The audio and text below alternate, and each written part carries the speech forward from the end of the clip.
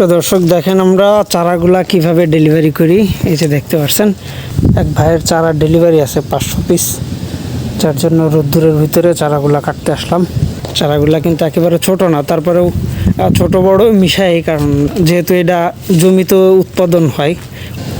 এই যে লতিরাজের বৈশিষ্ট্যটা দেখেন, চারাটা কিন্তু একেবারে ছোট।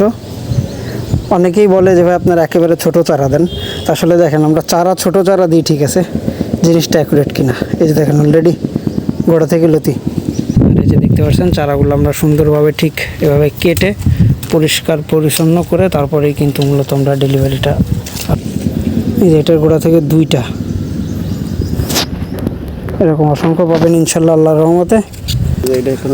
দেখেন এই হলো চারা, মাত্র 2টা পাতা, এই হলো গাছ অলরেডি, এই যে 4টে লতি। এটাই হলো যশোরের লতিরাজ।